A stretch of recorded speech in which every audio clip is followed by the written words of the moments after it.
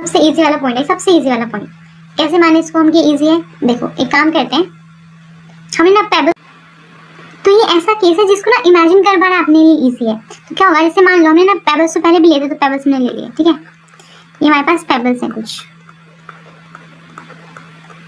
Okay.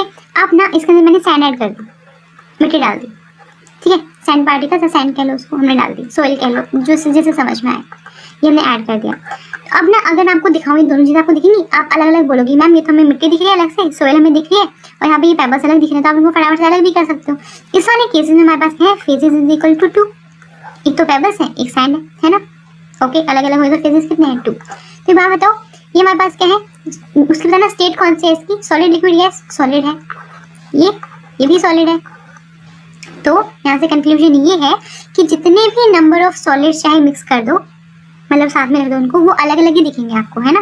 आप ये लिख सकते हो, जब भी आपके पास बहुत सारे, ये बोलो ना, यहाँ लिख सकते हैं सिंपल, हम बोल सकते हैं कि in a mixture of solid, in a mixture of solid, अगर आपके पास सॉलिड्स का मिक्सचर हो तो जितने नंबर ऑफ सॉलिड्स होंगे वही हमारे पास फेज की वैल्यू होगी। Number of phases is equal to number of solids in a mixture, number of solids,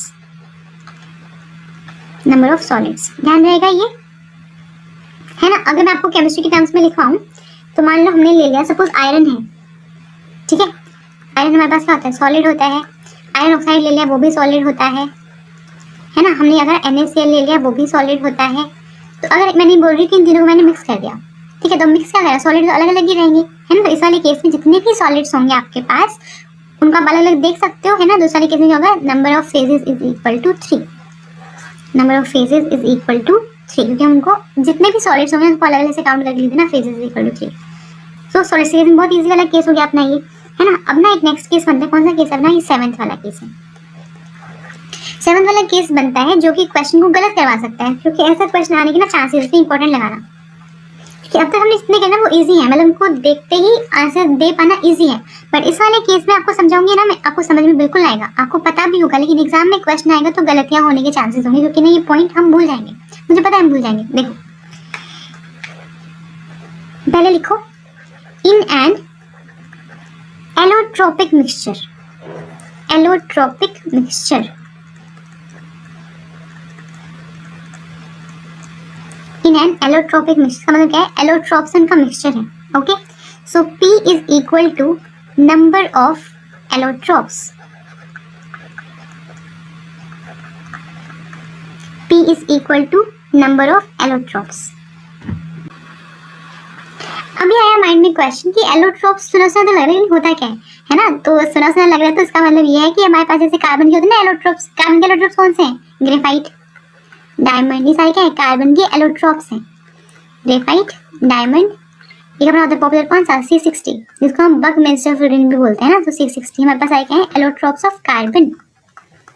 तो अगर इनका मिक्सचर है तो जितने नंबर ऑफ, जैसे मान लो इन तीनों को मैंने मिक्स कर दिया, ठीक है, तो हमारे पास कितने होंगे, फेजेस इज इक्वल टू 3, जितने नंबर ऑफ एलोट्रोप्स उतने ही नंबर ऑफ फेजेस, ओके। उसके बाद ना ये वाला पॉइंट अच्छा इंपॉर्टेंट है, मुझे इस पे लगवाना था, ये भी इंपॉर्टेंट है और ये भी इंपॉर्टेंट है, ये ज्यादा इंपॉर्टेंट है वैसे, क्योंकि इसमें क्या होता है, यहाँ लिखो एन अलोए, अलोए जो होता है वो एक होमोजीनियस मिक्सचर होता है, an alloy is always homogeneous, always homogeneous.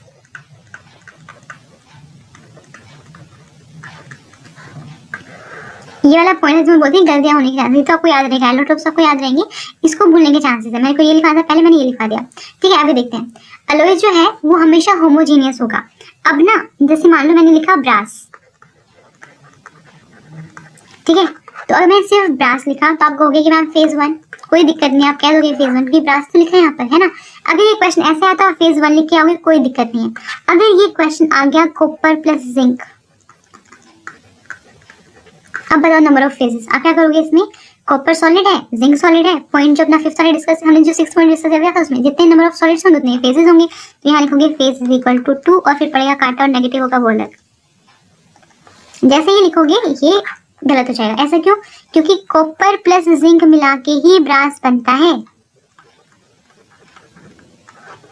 Brass क्या है, अलोए होता है जो दोनों मेटल्स के मिक्सचर से मिलके बनता है, ठीक है। तो जब ये दोनों मिलेंगे आपस में तो मतलब वो ब्रास बनेगा। तो इस वाले केस में क्या है, वो फेस इज इक्वल टू 1, चाहे वो ऐसे लिखा हुआ है बट इन दोनों के कॉम्बिनेशन से हमें ब्रास मिलता है। वो क्या है, अलॉय है, और अलॉय क्या होता है, एक होमोजीनियस मिक्सचर।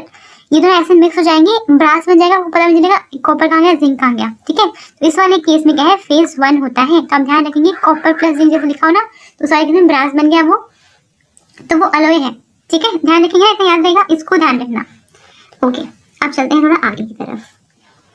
अब ना थोड़ी केमिस्ट्री पे आ जाते हैं, है ना। काफी सारी चीजें हमने वैसे तो केमिस्ट्री पढ़ रहे हैं, बट स्टिल कौन सा केस है ये अपने पास है 9th केस।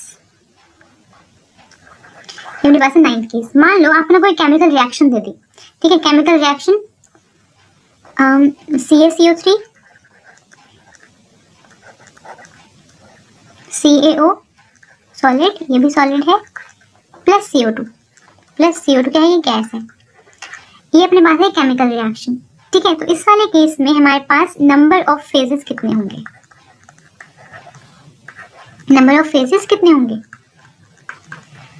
कैसे पता लगाएं। अब ये देखो, ये अपने पास सॉलिड है, ये भी अपने पास सॉलिड है, जो बना है वो भी सॉलिड है ना, एक गैस है।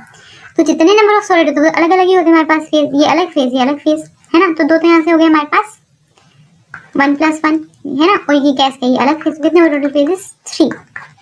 इतना क्लियर हुआ। हमने जो पढ़ा ना कि सॉलिड्स जो होंगे वो अपना अलग अलग फेज कॉन्स्टिट्यूट करते हैं, मतलब हर सॉलिड अपना खुद का फेज होता है एक, है ना। तो हमारे पास ये 1 + सॉलिड अलग हो गए, इनको 2 काउंट कर लिया, गैस तो है ही अलग सॉलिड से, है ना। नंबर ऑफ फेजेस कितने हो गए 3। ऐसा एग्जाम्पल और लेते हैं। मान लो आपके पास है NH4Cl, क्या होता है, ये सॉलिड है, ठीक है। अब ना ये है यहाँ पे रिएक्शन, अमोनिया है यहाँ पर, क्या होता है, गैस होता है, साथ में HCl, ये भी क्या है, गैस है। बैलेंस है ना इक्वेशन, ये हाँ बैलेंस है। तो इस सारे केस में क्या करेंगे, यहाँ पे कितने होंगे फेजेस, सोच समझ के बताना एकदम। तो सॉलिड है, सॉलिड का अपना खुद का एक फेज होता है ना, तो ये तो है, एक बार ये वाला होगा, एक ये वाला होगा, तो कितने हो गए फेजेस 3, नहीं बिल्कुल नहीं, अगर ऐसा लिखा तो गलत है वो, क्यों, क्योंकि ये भी गैस है और ये भी गैस है, और गैसेस क्या होते हैं, सिंगल फेज कॉन्स्टिट्यूट करती हैं। गैस को मिलने के बाद आप पता नहीं लगा सकते कौन सी वाली गैस है ना। तो इन दोनों का एक कंबाइंड फेज होगा यहाँ पे, और इसका अपना खुद का फेज है। तो कितने हो गए टोटल हमारे पास हो गए, total phases is equal to 2। इस वाले रिएक्शन में टोटल फेजेस कितने हो गए 2। ठीक है, याद रहेगा इतना। ओके, अब ना एक आते लास्ट वाला केस, एक लास्ट केस, कौन सा वाला केस है ये, देखो मैंने बोला कि सॉलिड्स जो है ना वो तो अलग अलग होते हैं, है ना। अब ना आपने ऐसे देखा होगा कि हमारे पास जैसे होता है, जैसे अगर हम बात करते हैं कॉपर सल्फेट की ना, तो कॉपर सल्फेट में कॉपर सल्फेट जो हाइड्रेट बनता है ना, copper sulphate dot 5H2O 3H2O, जैसे मान लो हमारे पास ये है कॉपर सल्फेट प्लस 5H2O, ठीक है। अब ना मान लो उसको हीट कर दिया थोड़ी देर के लिए, सॉलिड होता है ये, है ना, ऐसा कुछ वाटर मॉलिक्यूल उड़ गए इसके, अब हमारे पास मिल गया हमें कॉपर सल्फेट 3H2O। ये हमारे पास क्या होता है, वाटर ऑफ हाइड्रेशन, है ना, नहीं क्या बोलते हैं इसको, water of hydration, I think यही बोलते हैं। आप देख लें इसका एग्जैक्ट वर्ड क्या है, आई डोंट रिमेंबर, मुझे ध्यान नहीं आ रहा। वाटर ऑफ हाइड्रेशन बोलते हैं, फिर वाटर ऑफ क्रिस्टलाइज, हाँ वाटर ऑफ क्रिस्टलाइजेशन बोलते हैं, वाटर ऑफ क्रिस्टलाइजेशन। ओके, उसके बाद ना मान लो ये है, एक ये है, और ये कुछ ऐसा है कॉपर सल्फेट डॉट H2O, है ना, ये भी सॉलिड है। एक मान लो अलग से कॉपर सल्फेट सिर्फ, ये भी सॉलिड है। ओके, तो इस वाले केस में क्या होगा, हमारे पास कितने फेजेस है, क्योंकि सारे सॉलिड्स है ना अलग अलग, तो कितने होंगे 1 2 3 4 फेजेस इज इक्वल टू 4। हम ये लिख सकते हैं each hydrate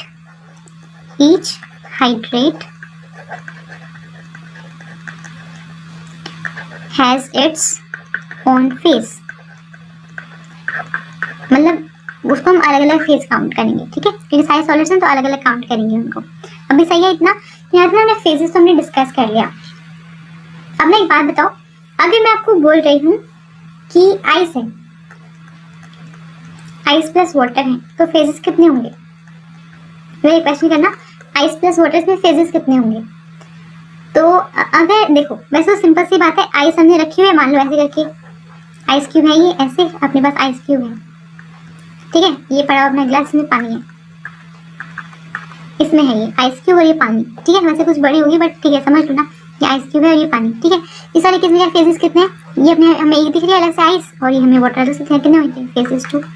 अब अगर आपके एग्जाम में आपके माइंड में आ जाए कि आइस तो मेल्ट कर जाएगी और मेल्ट करके वाटर बन जाएगी, तो अगर मेल्ट करके वाटर बन क्या होगा, फेज 1। लेकिन ये खुद से अगर इतनी इमेजिनेशन कर लिया तो क्वेश्चन गलत हो जाएगा, क्योंकि एग्जामिनर ने दिया आपको आइस है और वाटर है। अगर उसको ये बोलना होता कि वो मेल्ट कर जाएगी तो पहले बता ना कि आइस प्लस वाटर, उनको भी पता है मेल्ट होकर वाटर बन जाएगा। तो जब आपको अलग अलग लिख के दिया हुआ आइस प्लस वाटर, हम उसको अलग अलग ही कंसिडर करेंगे। ठीक है, यहाँ पे क्या है फेजेस 2। जब तक हमारे पास क्वेश्चन पेपर है तब तक वो आइस रहेगी ना, तो उसको मानेंगे, उसको मेल्ट नहीं होने देना है। ठीक है, तो फेजेस कितने होंगे? 2 फेजेस हो जाएंगे। ठीक है, यहाँ पे हमने फेजेस तो डिस्कस कर लिया।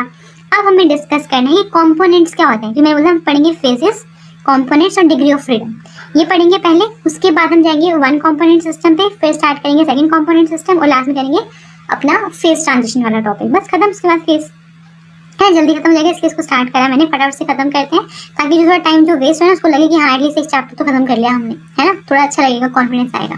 ओके, तो अब स्टार्ट करते हैं कौन सा? Components.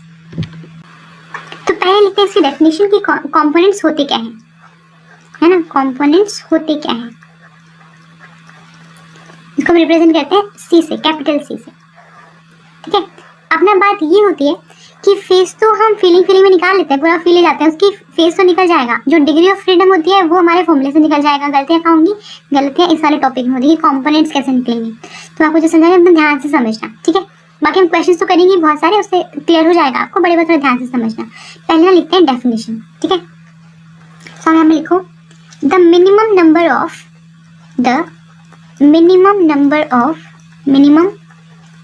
Of molecular species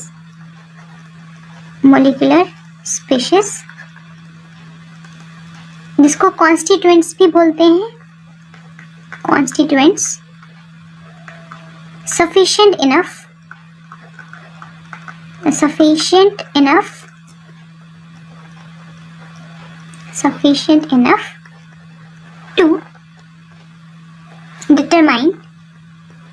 to determine the composition of the system. Determine the composition of the system. यहाँ पे लिखो composition of all the phases of the system. Phases of the system. ये आपको ध्यान रखना है। ठीक है, तो ये दो हो गई डेफिनेशन। अपने ये कहने के लिए अच्छी है, नोट्स में दिखाने के लिए अच्छी है, लेकिन क्वेश्चन नहीं हो पाएंगे इससे। तो देखो हमने डेफिनेशन तो पढ़ी कि minimum number of molecular species, जिससे हम ना जितने भी फेजेस अपने सिस्टम के उनकी कॉम्पोजिशन को निकाल सकें, उसको हम बोलेंगे कंपोनेंट्स। अपने कॉन्स्टिट्यूएंट्स क्या होते हैं? कॉन्स्टिट्यूएंट मतलब जितने भी ऐसे मान लो कि सपोज करो जो सैम्पल हमने लिखा था CaCO3 और यहाँ से अपने पास आता CaO प्लस CO2, है ना। मतलब कॉन्स्टिट्यूएंट होते हैं ऐसे मॉलिक्यूलर स्पीशीज, उनको बोलेंगे जो ना मतलब जिनको हम सेपरेट कर सकते हैं और उनके पास ना इंडिविजुअल एग्जिस्टेंस होंगी अपनी आउटसाइड द सिस्टम। स्पीशीज लिखो, आप पहले ना कॉन्स्टिट्यूएंट लिखो क्या होते हैं? Species which can be separated from the system and exist outside the system as well, and exist outside the system as well. इसका मतलब क्या है? देखो अब ना ये रिएक्शन अपनी जगह पे ठीक है ना, इसमें कोई प्रॉब्लम नहीं है, रिएक्शन तो है, चलो ठीक है। यहाँ पर मैं बोल रही हूँ सॉलिड है, ये गैस है, ठीक है। तो यहाँ पे हम कितने मॉलिक्यूलर स्पीशीज को सेपरेट कर सकते हैं? एक हमने सॉलिड को अलग कर दिया, एक इसको अलग कर दिया, इसको अलग कर दिया, ठीक है, तो अलग अलग हो गए। क्या इनकी सिस्टम के बाहर भी कोई एग्जिस्टेंस है? तो बिल्कुल है। अगर ये रिएक्शन नहीं हुई, बात बताओ, अगर ये रिएक्शन नहीं होती तो क्या CO2 एग्जिस्ट नहीं करती? CO2 बिल्कुल एग्जिस्ट करती है। CO2 की अपनी खुद की एग्जिस्टेंस है, वो एग्जिस्ट करती है। ऐसे ही कैल्शियम ऑक्साइड भी क्या है? ये भी एग्जिस्ट करता है ना। इस रिएक्शन का पार्ट है वो तो ठीक है, बट बाहर भी तो एग्जिस्ट करेगा। अगर इस सिस्टम का मतलब क्या है? ये वाली रिएक्शन, ये हमारा सिस्टम है। क्या इसके बाहर कैल्शियम ऑक्साइड को कोई नहीं जानता? सब जानते हैं कैल्शियम ऑक्साइड को, है ना। ऐसे ही कैल्शियम कार्बोनेट, क्या अगर इस सिस्टम से अलग कर दिया जाए तो क्या कोई कैल्शियम कार्बोनेट को जानता है? बिल्कुल जानते हैं, उसकी खुद की एग्जिस्टेंस है। तो अगर ऐसे जितने भी मॉलिक्यूलर स्पीशीज होंगे जो एग्जिस्ट कर सकते हैं सिस्टम के बाहर भी, मतलब उनकी खुद की एग्जिस्टेंस होती है, उनको हम बोलेंगे क्या? मॉलिक्यूलर स्पीशीज या फिर कॉन्स्टिट्यूएंट्स, ठीक है। तो अब ना आप कहोगे मैम तो सारे ही होते हैं, बिल्कुल सही बात है। रिएक्शन में जो भी होंगे सारे ही होंगे, कौन से नहीं होंगे? अगर कोई इंटरमीडिएट बन गया रिएक्शन में, अगर कोई इंटरमीडिएट बन गया रिएक्शन तो क्या होगा? उसको आप सेपरेट नहीं कर सकते ना, उसको तो बाहर आएगा ही नहीं। या फिर कोई ट्रांजिशन स्टेट मान लो, है ना, वो तो बाहर आएगी नहीं, उसको आप सेपरेट नहीं कर सकते, उसको एग्जिस्टेंस है ही नहीं वहाँ पर। तो यहाँ पे अनस्टेबल स्पीशीज जो भी होते हैं उनको हम यहाँ पे काउंट नहीं करते कॉन्स्टिट्यूएंट्स में। ध्यान रहेगा इतना। अब ना इतनी डिटेल में रिएक्शन आती नहीं, यहाँ पे इंटरमीडिएट बन जाए, ऐसे सिंपल रिएक्शन आते हैं तो आपको ऑलमोस्ट जितने मिलते हैं सबको काउंट ही कर लेना होता है, ठीक है। मतलब सिर्फ ये बोल रही हूँ कि ऐसे आपको चाहिए स्पीशीज जिनकी एग्जिस्टेंस होती है आउटसाइड द सिस्टम में और जिनको सेपरेट किया जा सकता है। इतना आप समझ गए ना, ठीक है। अब ना ये वाली बात होगी केमिस्ट्री वाली, अपना क्वेश्चन वाली बातें करते हैं। क्वेश्चन कैसे निकालेंगे वो इंपॉर्टेंट है, क्योंकि ना नंबर ऑफ कंपोनेंट्स निकालने में गलतियां होती हैं। Number of number of components होते हैं, लिखो ध्यान से, number of components is equal to, जो हम सी से रिप्रेजेंट कर रहे हैं, नंबर ऑफ कंपोनेंट्स मतलब क्या, सी इसको रिप्रेजेंट करके क्या है, किसके इक्वल है, constituents is equal to constituents, और कॉन्स्टिट्यूएंट्स को हम रिप्रेजेंट करेंगे एस से,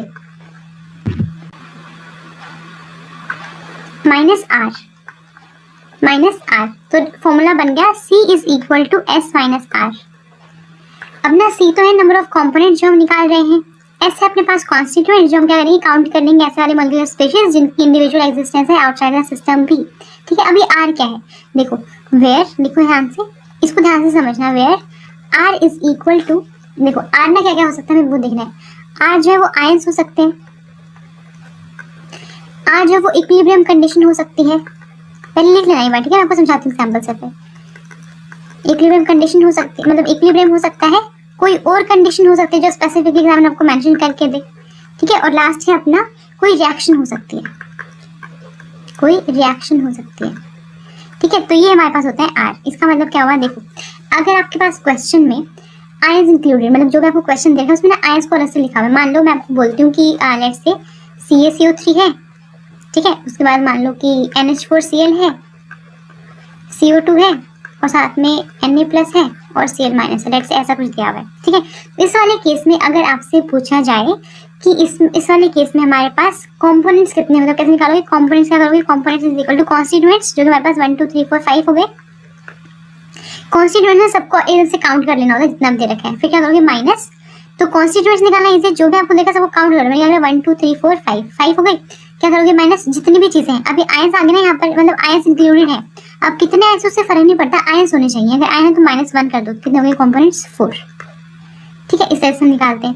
अब अगर मान लो ए है वो इक्विलिब्रियम में है बी के साथ, एक वाला क्वेश्चन है, ए है वो इक्विलिब्रियम में के साथ है, बी के साथ है, तो यहाँ पर अगर मुझे निकालना है कंपोनेंट्स कितने होंगे, तो कॉन्स्टिट्यूएंट्स कितने हैं, दोनों अलग अलग मान लेते हैं ना, तो आपको क्या करना है, कॉन्स्टिट्यूएंट्स को सिंपल काउंट कर लो, जो भी आपको दे रखा, चाहे वो आयन हो, चाहे कोई मॉलिक्यूल हो, कोई कंपाउंड हो, गैस हो, कुछ भी हो, तो काउंट कर लो बस, ठीक है।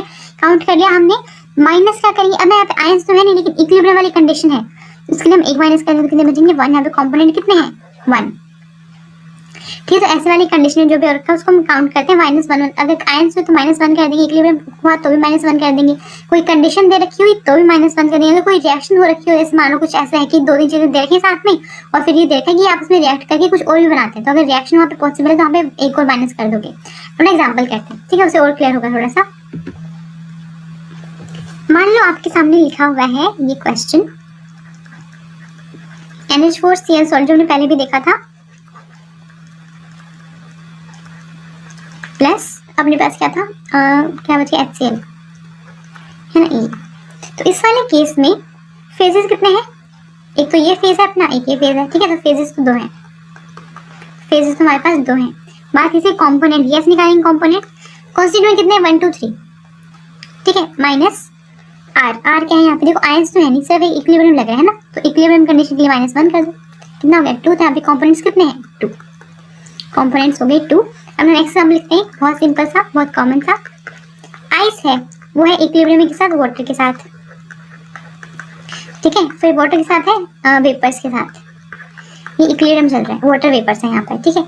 तो इस वाले केस में हमारे पास कंपोनेंट कितने होंगे, मैं क्या बोलता हूँ, आपको जितना भी देखा है सब कुछ काउंट कर लो, हमने क्या करा 1 2 3 काउंट कर लिया, ये हमारे पास हो गए कॉन्स्टिट्यूएंट्स, ओके। अब ना 2 इक्विलिब्रियम आ गए यहाँ पे, तो -2 कर दो इज इक्वल टू 1, इस ऐसे करते हैं। तो जितने भी नंबर ऑफ, क्योंकि ना पहले वाली कंडीशन हमारे लिए इंपॉर्टेंट है, वाली इक्विलिब्रियम वाली कंडीशन बहुत इंपॉर्टेंट है, क्योंकि ना ये यूज होगी 1 कंपोनेंट सिस्टम में 2 कंपोनेंट सिस्टम में, तो वहाँ पे कंपोनेंट कैसे को ध्यान रखना है, जब भी हमें ना आयंस वायंस का इतना नहीं मिलता क्वेश्चन देखने को, हमें ये ज़्यादा मिलता है इक्विलिब्रियम वाला। तो क्या करोगे, कंपोनेंट्स निकालेंगे, जितने भी आपको दिख रहे हैं उनको काउंट कर लो, और जो भी इक्विलिब्रियम दिया तो उसको माइनस कर दो, हमें क्या एक इक्विलिब्रियम, एक ये वाला इक्विलिब्रियम, एक ये वाला, दोनों को माइनस कर दो, कितना बचेगा 1, ये तो कंपोनेंट कितने हो गए अपने पास 1, ठीक है, ध्यान रहेगा। अब ना एक नेक्स्ट एग्जाम्पल है जो कि थोड़ा सा कंफ्यूजिंग है बट हमें समझ में आ जाएगा, ट्राई करते हैं, ठीक है। अब ना ये है कि NH4Cl इज, स्टार्टिंग में ना ये वाली रिएक्शन है वैसे तो, अगर सिंपल दिया हुआ है हमने निकाल दिया, आराम से आंसर आ गया हमारे पास, ठीक है। अब ना ये बोल रहे हैं NH4Cl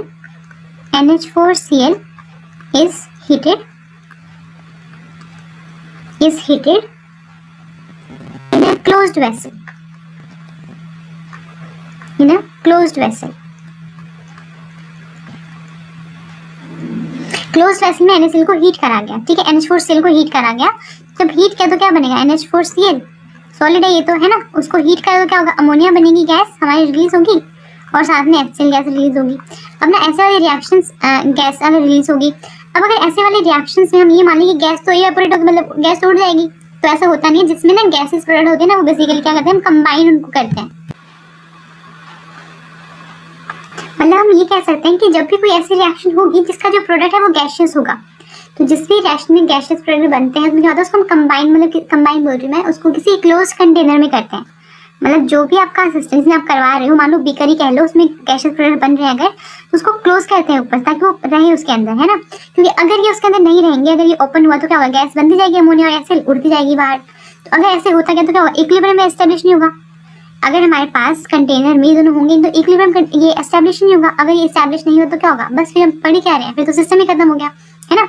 ऐसे करके तो क्या होगा, रिएक्शन तो अभी जो इक्विलिब्रियम में है ना, अगर मैं इस कंटेनर को ओपन कर दूं तो क्या होगा, सारा ट्रांसफर हो जाएगा गैस में, और ये गैस बाहर जाती जाएगी, तो ये इक्विलिब्रियम बचेगा ही नहीं, एकदम से क्या होगी, इरिवर्सिबल रिएक्शन, है ना। क्योंकि रिवर्सिबल तब है जब हमारे पास ये है सिस्टम के अंदर, अगर नहीं होंगे तो क्या, फिर तो उड़ गया पूरा, ये तो इरिवर्सिबल रिएक्शन होगी, कन्वर्ट होते जा रहा है अमोनिया में और HCl में, और बस लास्ट में खत्म हो जाएगा, बस खत्म, ठीक है। तो हमारे पास क्या है, ये कहाँ थे हम, हाँ इक्विलिब्रियम।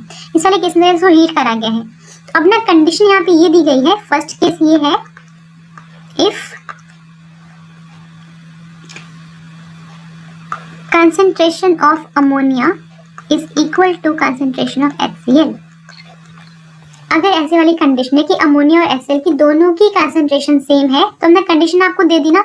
अगर ये कंडीशन दे दी गई है, अब आपको निकालना है। देखो इस वाले केस में निकाले कंपोनेंट, तो कितने आ गए हमारे पास 2। अब ना ये इस वाले केस में कोई कंडीशन नहीं थी, बट जो हमें अब हमारे पास जो केस है उसमें कंडीशन है कि दोनों की कॉम्पोजिशन सेम है, मतलब दोनों की जो कंसंट्रेशन है वो सेम है। तो क्या करेंगे इस बार, कंपोनेंट कैसे निकालेंगे। कंपोनेंट के लिए सबसे पहले तो काउंट कर लो 1 2 3, कॉन्स्टिट्यूएंट हो गया हमारे पास 3, माइनस एक तो इक्विलिब्रियम है ना, एक तो इक्विलिब्रियम के लिए माइनस कर दिया, और या फिर ऐसे करो आप आर की वैल्यूज निकालो, ठीक है। इक्विलिब्रियम के लिए हमने 1 लिखा, साथ में कंडीशन में तो 1 और ऐड उसमें कर दिया, ठीक है। तो हमारे पास होगा 3 - 2 इज इक्वल टू 1, ठीक है। इस केस में हमारे पास होंगे number of components is equal to 1। तभी मैंने आपको जनरल फॉर्मूला लिखवाया था C is equal to S minus R। वहाँ पे आर क्या कंडीशन थी, इक्विलिब्रियम हो सकता है, आयंस हो सकते हैं, कोई रिएक्शन हो सकता है, फिर कोई कंडीशन हो सकती है ना। उस वाले केस में क्या करेंगे, 1 1 वैल्यू ऐड करते जाएंगे। इस इक्विलिब्रियम के लिए 1 हमने ऐड करा इसमें, और क्या करा, मतलब 1 लिया हमने ये R, और साथ में अपने पास क्या था, ये कंडीशन थी कि दोनों की कॉम्पोजिशन सेम है, हमने 1 और उसमें ऐड कर दिया। तो इस वाले केस में क्या होगा, हमारे पास number of components is equal to 1, ठीक है। ये वाला ना बहुत पॉपुलर एग्जाम्पल, और ये किसमें दिया हुआ है, आपको केएल खबर में मिल जाएगा ये वाला एग्जाम्पल, जिसमें काफी पैराग्राफ में कुछ समझाया हुआ है, लेकिन कंक्लूजन यही कंडीशन है ना ये, तो कंडीशन के लिए हमने 1 ऐड करके इसमें माइनस कर दिया, ठीक है। अब ना एक नेक्स्ट केस उसी बुक में लिखा हुआ है कि हमारे पास ना, हम ये बोल रहे हैं कि स्टार्टिंग में ना जब हमने रिएक्शन स्टार्ट करी, तो वहां पे ना पहले से इनिशियली कुछ ना, या तो अमोनिया प्रेजेंट है या फिर HCl प्रेजेंट है, सपोज। उस वाले केस में क्या होगा, तो उस वाले केस में हमारे पास एक कॉम्पोजिशन तो फिक्स होगी नहीं, है ना। अब लिखो नेक्स्ट वाला जो है, इफ, एक सेकेंड मैं चेंज कर दूं कलर। नेक्स्ट है इफ इनिशियली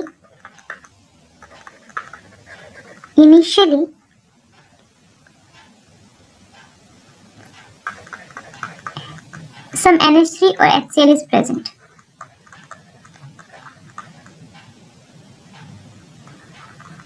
तो इस वाले केस में क्या होगा, ये वाली कंडीशन सेटिस्फाई नहीं होगी, है ना। अगर ये ऐसा है, अगर ये ऐसी कंडीशन लेके चल रहे, तो सारे केस में ये दोनों सेम हो नहीं सकते, क्योंकि स्टार्टिंग में कुछ भी प्रेजेंट था, कुछ ना कुछ तो, है ना। और ये दोनों तो जैसे मान लो ये 1 है स्टार्टिंग में, 0 0 है, तो 1 माइनस अगर x होता क्या होगा, यहाँ पे x बनेगा, यहाँ पे भी x बनेगा, तो दोनों सेम सेम बन रहे हैं। लेकिन हम बोले स्टार्टिंग में थोड़ा सा प्रेजेंट था, तो क्या होगा, दोनों की सेम नहीं हो सकती। तो इस वाले केस में क्या होगा, हम कॉम्पोनेंट कैसे निकालेंगे, कॉन्स्टिट्यूएंट्स कितने हैं 3 - 1, तो इसमें ये वाली कंडीशन अपनी खत्म हो जाएगी। तो हमारे पास आंसर कितना आएगा, कॉम्पोनेंट्स कितने हैं 2, ठीक है, याद रहेगा। अभी चलते हैं आगे।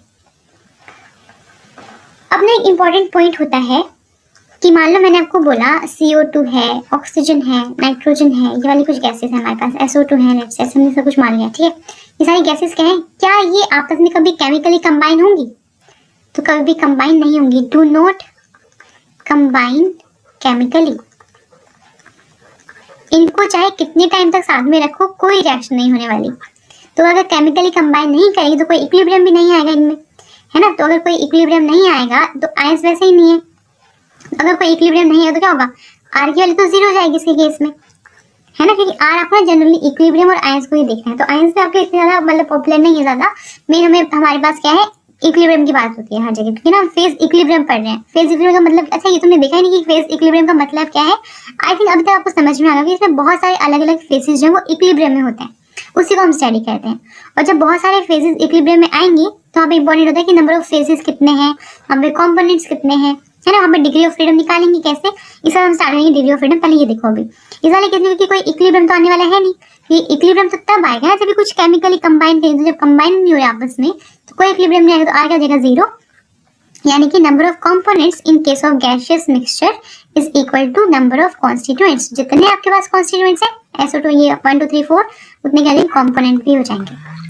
ठीक है, तो अब तक हम जितना भी डिस्कस करा कंपोनेंट्स का, वहां से हमें क्या समझ में आया, वहां से एक चीज तो पक्की है कि क्योंकि हमारे पास components is equal to S minus R होता है, तो कंपोनेंट की वैल्यू या तो हमारे पास S के इक्वल होगी, है ना, या तो S के इक्वल होगी या फिर क्या होगी, S से कम होगी, इधर इक्वल टू और less than S।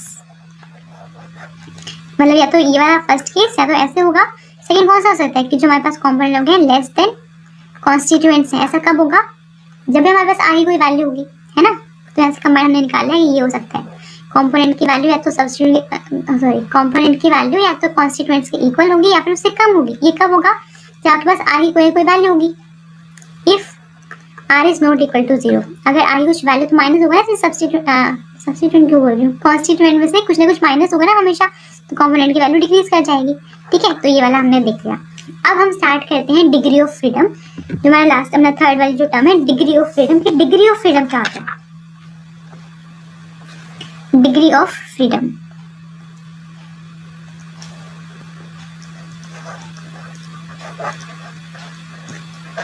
Degree of freedom, इसी चीज को डिग्री ऑफ फ्रीडम को हम क्या बोलते हैं, वेरिएंस भी बोलते हैं। इसको हम रिप्रेजेंट तो करते हैं F से, इसी चीज को डिग्री ऑफ फ्रीडम को ही हम बोलते हैं वेरिएंस और वेरिएंस और वेरिएंस।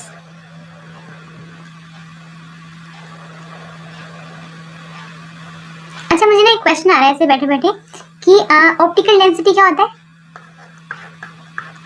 ऑप्टिकल डेंसिटी किसका दूसरा नाम होता है।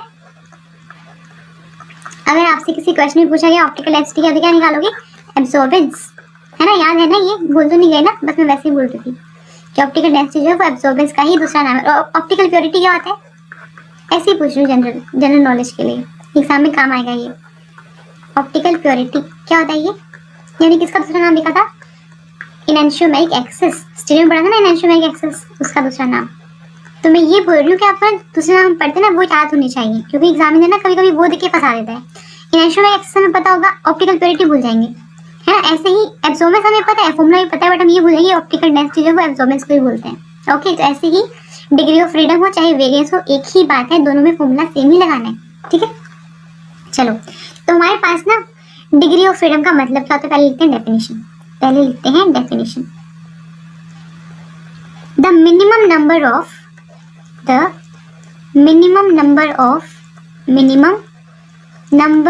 Independent variables.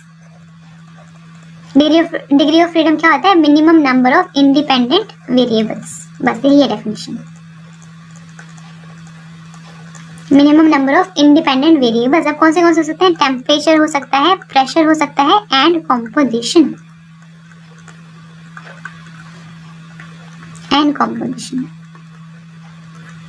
Okay, so degree of freedom क्या है, नंबर ऑफ इंडिपेंडेंट वेरिएबल्स। अब ये तो देख लिया कि हमें कॉम्पोजिशन क्या है, मतलब इसको कंसंट्रेशन भी बोल सकते हो, कॉम्पोजिशन और कंसंट्रेशन एक ही बात है। हमें कंसंट्रेशन से ज्यादा फील आती है ना, कंसंट्रेशन हमें कुछ हाँ इमेजिन होता है कि 4 मोल 5 मोल ऐसे कुछ होगा या फिर 4 मोलर 5 मोलर इस तरह से कुछ होगा, है ना। तो ये हम इमेजिन कर पाते हैं, तो हम ये लिखेंगे टेम्परेचर, प्रेशर और एंड कंसंट्रेशन। ठीक है, ये हमारे पास होंगे independent variables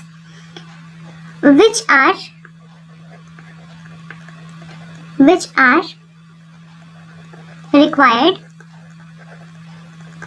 are required to characterize the system completely, which are required to characterize the system completely,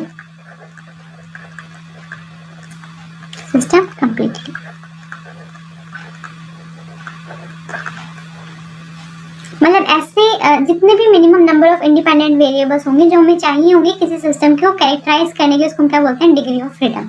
अब ना ये निकालते कैसे हैं, मतलब ना देखो इसका मतलब ये होता है बेसिकली, अगर हम बात करें आगे वन कंपोनेंट टू कंपोनेंट की, उस टाइम आपको समझ में आएगा कि डिग्री ऑफ फ्रीडम एक्चुअली में है क्या, इसको यूज कैसे करते हैं। इसे समझ पाना डिफिकल्ट है डेफिनेशन से। तो बात ना ये होती है आगे ना वो प्लॉट करने वाले ग्राफ, बात ऐसी होती है कि मान लो मैं ना जैसे मैंने ग्राफ बनाया, या फिर ऐसे मानो कि कोई रिएक्शन हो रही है, ठीक है, कुछ भी कोई इक्विलिब्रियम चल रहा है वहाँ पर, मैंने आपको किसी भी पॉइंट में जाके पूछ लिया कि इसकी कॉन्सेंट्रेशन कितनी होगी, मतलब इसका किस तरह से हम निकालेंगे, तो वहाँ पे उस वाले टाइम पे उसकी कंडीशन को, यानी जो सिचुएशन है अपने सिस्टम की, उसको एक्सप्लेन करने के लिए आपको कितनी वेरिएबल्स की नीड होगी, उसको हम बोलते हैं डिग्री ऑफ फ्रीडम। कि किसी भी एक पर्टिकुलर टाइम पे किसी सिस्टम की जो प्रॉपर्टीज है ना, मतलब उसको मतलब कितनी कॉम्पोजिशन है उसकी, मतलब कैसे सिचुएशन है, कैसा क्या चल रहा है सिस्टम में, उसको एक्सप्लेन करने के लिए जितने भी नंबर ऑफ हमें इंडिपेंडेंट वेरिएबल्स की जरूरत होगी, उसको हम बोलते हैं डिग्री ऑफ फ्रीडम। ठीक है, ये है अच्छे से क्लियर कब होगा जब one component system two component system बने, तब समझ में आएगा आपको। अभी देखते हैं फॉर्मूला क्या होता है, which is very very important, क्योंकि क्वेश्चन तो उसी से निकलेगा, है ना। इसको हम रिप्रेजेंट करते हैं एफ से, और F is equal to C minus P plus two. C minus P plus two, P क्या है, नंबर ऑफ फेजेस, सी क्या है, नंबर ऑफ कंपोनेंट्स, एफ क्या है, डिग्री ऑफ फ्रीडम। तो इस तरह से हम निकालते हैं degree of freedom C minus P plus two. अगर मैं आपको किसी सिस्टम की, मान लो अपना कौन सा सिस्टम था ये, लेट्स से पहले लेते हैं ice, water and water vapours, इस वाले केस में आपको निकालनी है डिग्री ऑफ फ्रीडम कितनी होगी। ठीक है, तो कैसे निकालेंगे, देखो हमारे पास फेजेस कितने हैं, ये सॉलिड, ये लिक्विड, ये गैस, 3 फेजेस हो गए, है ना, अलग अलग। ओके, कंपोनेंट्स कितने हैं, कंपोनेंट्स होते हैं हमारे पास नंबर ऑफ कॉन्स्टिट्यूएंट जो अलग अलग 1 2 3, है ना, माइनस नंबर ऑफ इक्विलिब्रियम कितने हैं, 1 + 1 यानी कि 2 इज इक्वल टू 1। सो इस वाले 1 + 1 तो अपना 2 हो गया, ये 1 हो गया, चलो ठीक है, 3 - 2 1। हाँ, अब यहाँ निकालने गए डिग्री ऑफ फ्रीडम, तो सी की वैल्यू कितनी है 1, माइनस पी की वैल्यू कितनी है 3 + 2, कितना हो गया, डिग्री ऑफ फ्रीडम कितनी है 0। डिग्री ऑफ फ्रीडम क्या है 0। ओके, तो इस तरह से निकालते हैं, आपको सी की वैल्यू चाहिए और पी की वैल्यू चाहिए, तो हम डिग्री ऑफ फ्रीडम निकाल सकते हैं फिर। ठीक है, अपना हम नेक्स्ट स्टार्ट करेंगे। पहले तो आपको मिलेगा असाइनमेंट, ठीक है, असाइनमेंट में आपको होंगे क्वेश्चंस। अच्छा, एक चीज़ है, मैंने आपको सिखा तो दिया ये सब, डिग्री ऑफ फ्रीडम क्या होता है, कंपोनेंट फेज सब क्या होता है। अब आपको मैं असाइनमेंट दे दूँगी, बहुत सारे क्वेश्चन उसमें कवर हो जाएंगे, वो हम सॉल्व भी कर लेंगे, है। लेकिन उसके बाद ना एक वो लगा लो कि फ्रेंड टू फ्रेंड वाला सजेशन, वो ये है कि देखो मैंने बहुत सारे एग्जाम्पल आपको सोल्व करवा दिए हैं, अब मैं बहुत सारे एग्जाम्पल्स आपको असाइनमेंट में भी दे दूंगी, फिर उसके बाद हम प्रीवियस क्वेश्चंस भी देख लेंगे। तो ना इतने एग्जाम्पल्स में से अगर आपके पास कोई क्वेश्चन आता है पेपर में जिसमें आप कॉन्फिडेंटली आंसर कर पाओ डिग्री ऑफ फ्रीडम, अगर पूछ लिया, मान लो कि पूछ लिया कि कंपोनेंट्स कितने हैं, डिग्री ऑफ फ्रीडम कितनी है, फेज कितने हैं, अगर आप कॉन्फिडेंटली आंसर कर पाओ ना, तो ही उस क्वेश्चन को अटेम्प्ट करना। अगर कुछ ऐसा पूछ लिया जाए जो आपने पहले ना देखा हो, वैसे कोई रिएक्शन या फिर वैसा कुछ भी आपने पहले ना देखा हो, तो उसको अटेम्प्ट करना थोड़ा अवॉइड करना। उसका रीजन ये है, इसमें ना कभी भी एक्यूरेटली, मतलब एक नई क्वेश्चन को अटेम्प्ट कर पाना ना, ये नहीं बोली पूरे चैप्टर में आप आगे जो पढ़ोगे ना उससे क्वेश्चन आते हैं, वो आप अटेम्प्ट कर पाओगे, कॉन्फिडेंटली अटेम्प्ट कर पाओगे। बस मैं ये बोल रही हूँ, कभी कभी होता है नंबर ऑफ कंपोनेंट्स निकालने में गलतियाँ हो जाती हैं। तो अगर कोई ऐसा क्वेश्चन है ना जो आपके असाइनमेंट से बाहर चला जाए, या फिर जो मैंने डिस्कस यहाँ पे नहीं किया उससे बाहर चला जाए, फिर कुछ ऐसा जो आपने देखा नहीं है, मतलब आपने पहले ही पढ़ा हुआ ये चैप्टर तो आपने देखा नहीं है, वैसा कुछ क्वेश्चन अगर आता है तो उसको इग्नोर करना या फिर उसको अवॉइड करना थोड़े टाइम के लिए, मतलब पेपर में अटेम्प्ट ना करना। अगर ऐसा आप कर सकते हो उस टाइम पे आपके अटेम्प्ट के अकॉर्डिंग, तो उसको अवॉइड करो तो ज़्यादा बेटर रहेगा, क्योंकि ना वहाँ पे गलतियाँ होने के चांसेस ज़्यादा होते हैं। और मैं ऐसा मानती हूँ, you can be a 0 but never be a negative. आप 0 हो सकते हो कोई बात नहीं, but don't be a negative. तो मतलब ना 0 होने में कोई प्रॉब्लम नहीं कि क्वेश्चन आपने अटेम्प्ट नहीं करा, कोई बात नहीं, 0 मार्क्स मिले, कोई इशू नहीं है। बट जब उसको अटेम्प्ट करने के बाद जो नेगेटिव होता है ना, फिर तो आपने जो अटेम्प्ट सही करा था उसके मार्क्स दिखाता है वो। तो you can be a 0 but don't be negative, है ना। तो इसलिए आपको बोल रही हूँ मैं, अगर कुछ ऐसा क्वेश्चन है आपको लग रहा है कि ये तो कुछ समझ नहीं आ रहा, तो वहाँ पे एक तरह से तुक्का ही मार रहे हैं हम फिर, है ना, तो उसको अवॉइड करना ही बेटर होता है। अभी के सिर्फ इतना ही ना, उस बाद में आपको असाइनमेंट मिलेगा इसका, उस बाद हम स्टार्ट करेंगे नेक्स्ट क्लास में। नेक्स्ट क्लास आपको मैं कराऊंगी 1 कंपोनेंट सिस्टम, 2 कंपोनेंट सिस्टम, और फिर अपना ये तो जल्दी खत्म करेंगे हम फेज इक्विलिब्रियम। Happy learning.